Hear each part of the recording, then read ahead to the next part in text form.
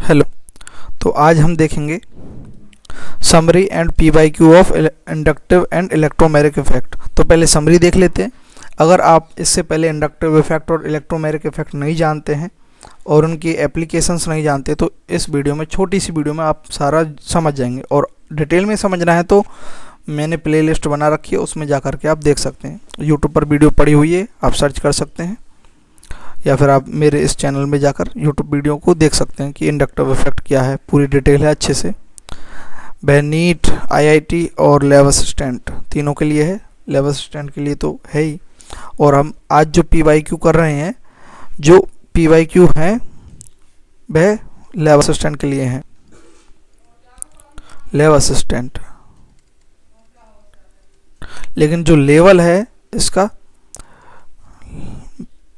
जो लेवल है पढ़ने का और इसको समझाने का, वह नीट लेवल का है। ठीक है, तो नेक्स्ट चलते हैं। तो पहले देख लेते हैं इंडक्टिव इफेक्ट में आपको करना क्या है। तो इंडक्टिव इफेक्ट क्या होता है? सिग्मा बॉन्ड के जो इलेक्ट्रॉन है उनका शेयरिंग होता है, शिफ्टिंग होता है। ठीक है, ये इंडक्टिव इफेक्ट है। सिग्मा का शिफ्टिंग होता है इलेक्ट्रॉन का एक साइड, और इसके कारण क्या है, पार्शली चार्ज आ जाता है। और ये ज़्यादा डिटेल में जानने के लिए आपको वीडियो देखनी पड़ेगी। ठीक है, लेकिन हम एक दो सीरीज याद रखनी है आपको, और कुछ बेसिक इसके जो है फॉर्मूले हैं वो याद रखने हैं, उससे आपके सारे क्वेश्चन हो जाएंगे। प्लस आई पावर क्या होता है? प्लस आई इफेक्ट जो शो करते हैं उनका जो सीक्वेंस है, सबसे ज़्यादा CH2 नेगेटिव ये शो करता है। उसके बाद NH नेगेटिव शो करता है।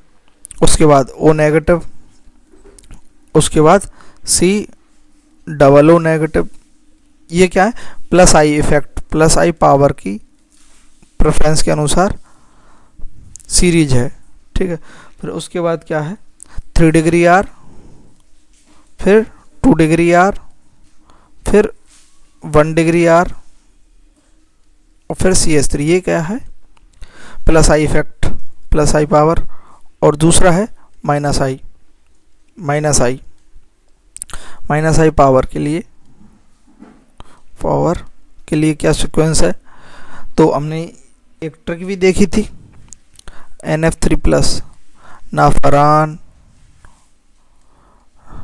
ना ऋतिक,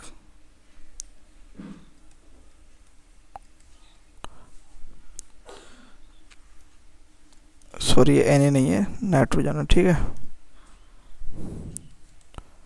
NR3, ना फरहान ना Hrithik, Shahrukh SR3।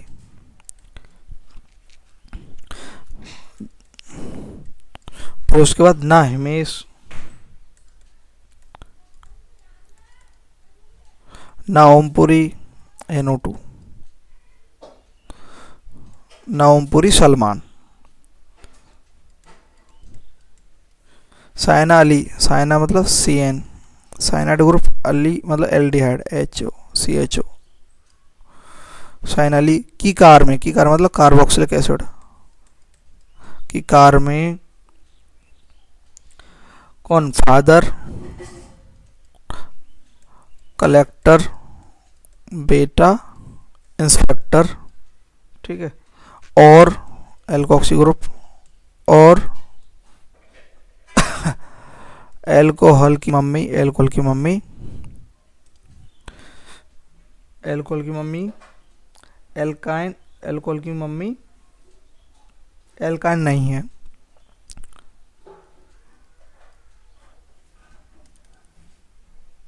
C∼ CH alkyne नहीं है। NH2 नहीं है।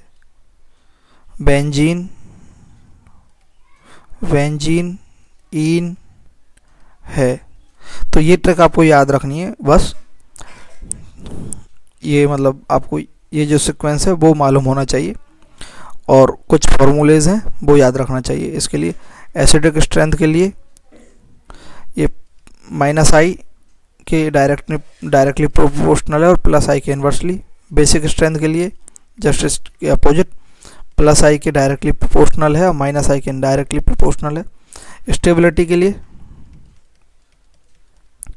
Of carbocation. कार्बोकैटायन की स्टेबिलिटी के लिए क्या है, डायरेक्टली प्रोपोर्शनल है प्लस आई के, इन्वर्सली प्रोपोर्शनल है माइनस आई के। Stability of free radical, free radical की स्टेबिलिटी के लिए क्या है, डायरेक्टली प्रोपोर्शनल प्लस आई के, इन्वर्सली माइनस आई के। ये कार्बोकैटायन की तरह होता है। स्टेबिलिटी ऑफ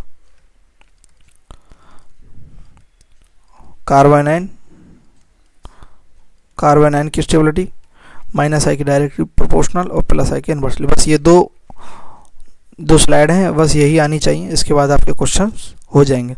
और इलेक्ट्रोमैग्नेटिक इफेक्ट क्या होता है उसमें, इलेक्ट्रोमैग्नेटिक इफेक्ट देख लेते हैं। इलेक्ट्रोमैग्नेटिक इफेक्ट क्या होता है, मैरिक इफेक्ट।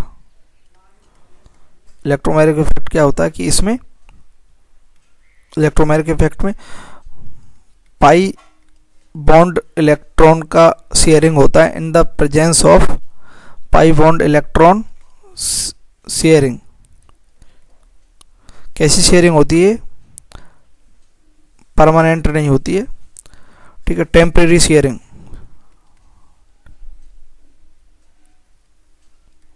टेम्परेरी शेयरिंग होती है in influence of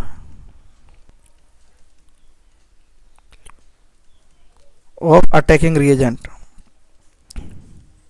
attacking reagent होने पर ही पाई इलेक्ट्रॉन शेयर होता है, और ये प्लस ई और माइनस ई होता है। तो प्लस ई कब होगा, जैसे कि ये कोई है और अटैकिंग रिएजेंट प्लस एच है, तो प्लस एच होने पर इसके प्लस होने पर तो इसका ये ट्रांसफ़र हो जाएगा, तो यहाँ पर क्या आ जाएगा, प्लस चार्ज, और यहाँ पर माइनस चार्ज। और अगर ये जो अटैकिंग रिएजेंट है, ये अगर जिस एटम पर इलेक्ट्रॉन का ट्रांसफ़र हुआ उसी से अगर अटैच होगा तो इसमें क्या होगा, प्लस ई इफेक्ट, क्योंकि उसी से अटैच हो रहा है। और अगर मान लेते हैं यहाँ पर आ जाता सी एन नेगेटिव, तो यहाँ पर मान लेते हैं ये इलेक्ट्रॉन का ट्रांसफर इधर हो गया, यहाँ क्या आ जाएगा, प्लस चार्ज, यहाँ माइनस। तो अब ये जो सी एन है अटैकिंग रीजेंट कहाँ अटैच होगा, यहाँ। तो ये जिस एटम से इलेक्ट्रॉन गए उस पर अगर अटैकिंग रीजेंट अटैच होता है तो माइनस ई होगा। बस ये याद रखना है, इसमें ज़्यादा याद रखने वाली बात नहीं है। और डिटेल में अगर समझना है तो मैंने वीडियो बना दी है, ठीक है। ये अब देखते हैं क्वेश्चन। ये क्वेश्चन है लैब असिस्टेंट 2018 में आया था, ठीक है। तो हमें क्या देखनी है इसमें, देखते हैं। Arrange the following compound in decreasing order of acidic strength. Acidic strength की डिक्रीजिंग ऑर्डर, डिक्रीजिंग ऑर्डर मतलब सबसे कम कौन सा है। तो देखो डिक्रीजिंग ऑर्डर देखना है, तो एसिडिक स्ट्रेंथ क्या है, डायरेक्टली प्रोपोर्शनल है किसके, माइनस आई के, और इन्वर्सली प्रोपोर्शनल है प्लस आई के, ठीक है। तो ये क्या है, एल्कोहल है, ठीक है, फिनॉल है, ठीक है, एक ये मान लीजिए। तो देखो NO2 क्या है, प्लस आई इफेक्ट है या माइनस आई, तो माइनस आई पावर शो करता है। CH3 क्या करता है, प्लस आई, और इस पर तो कोई भी एक्स्ट्रा ग्रुप लगा हुआ नहीं है, ठीक है। तो अब देखते हैं कि जिस पर प्लस आई है वह एसिडिक स्ट्रेंथ सबसे कम होगी। तो सबसे कम एसिडिक स्ट्रेंथ किसकी होगी, थर्ड की सबसे कम होगी, ठीक है।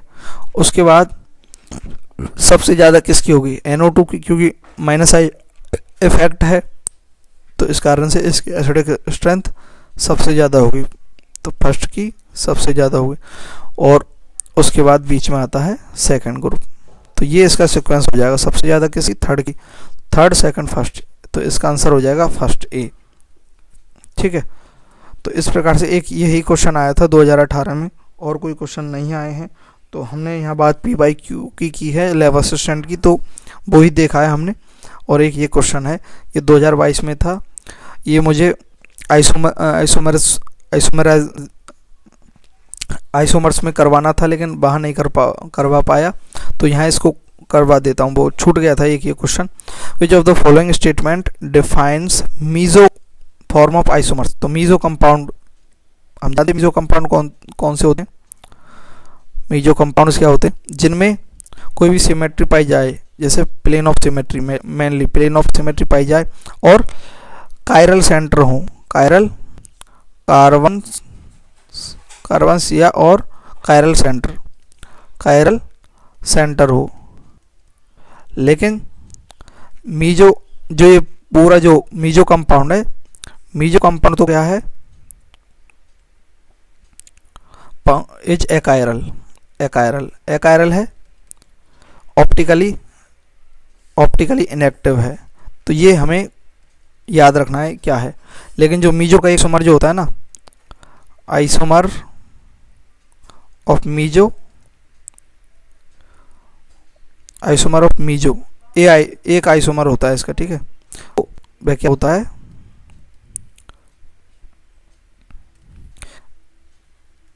An isomer of meso is optically active होता है, ठीक है, आइसोमर होता है जो, ठीक है। तो अब देखते हैं which of the following statement, which among the following statement define meso form of isomers. Meso form क्या, meso form is optically inactive, सही बात है, ये ऑप्टिकली इनएक्टिव होता है ड्यू टू इंटरनल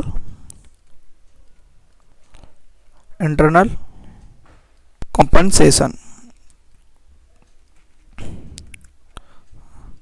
अब देखें, ठीक है, पूरा लिख दिया मैंने। तो meso form is optically inactive, सही बात है, optically inactive due to internal, यहाँ लिखा हुआ एक्सटर्नल, तो यहाँ ये गलत जाएगा, एक्सटर्नल नहीं होगा, ये क्या, इंटरनल कॉम्पनसेशन, तो ये वाला स्टेटमेंट गलत है।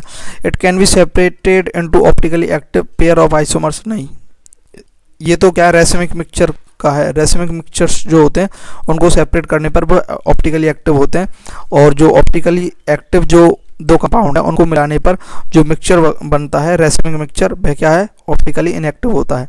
तो ये भी गलत है। B, the molecule of meso isomers are chiral, molecule of meso isomers जो हैं वे ऑप्टिकली मतलब आर कायरल नहीं, वे क्या है, एकायरल होते हैं। मीजो के जो कंपाउंड है वे एकायरल होते हैं। और मीजो कंपाउंड एक क्या होता है, एक सिंगल कंपाउंड होता है, meso compound is achiral and a single compound होता है, सिंगल कंपाउंड होता है। तो ये बात सही है, तो इसका आंसर डी होगा। बस ये हमने देखे थे, और नेक्स्ट हम और देखेंगे आगे क्वेश्चंस लैब असिस्टेंट के लिए जितने भी हो सकेंगे। सीक्यू तो हम बाद में देखेंगे, अभी पीवाईक्यू जैसे जैसे हम टॉपिक करवाते जा रहे हैं, टॉपिक के साथ टॉपिक के बाद पीवाईक्यू करवाते हैं उस टॉपिक की जो अब तक जितने भी आए हैं, ठीक है। तो जैसे ये टॉपिक कंप्लीट हो जाते हैं उसके बाद हम क्या करवाते हैं, एमसीक्यूज करवाएंगे उस टॉपिक से रिलेटेड।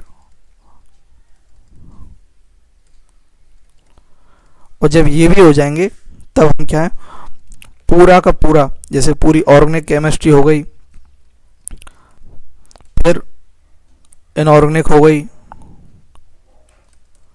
फिर फिजिकल हो गई, तो इन सब के पार्ट में कि ऑर्गेनिक केमिस्ट्री के सारे पीवाईक्यू प्लस एमसीक्यू ये करवा देंगे, इनऑर्गेनिक के भी ऐसे करवा देंगे, फिर फिजिकल के भी ऐसे, पहले टॉपिक वाइज, फिर कि ये ऑर्गेनिक केमिस्ट्री है, इनऑर्गेनिक, पूरी कंप्लीट होल केमिस्ट्री। इस प्रकार से रिवीजन भी होगा और एक सीक्वेंस में सारा का सारा जो भी है हम पढ़ेंगे। तो डटे रहें हमारे साथ। Thank you.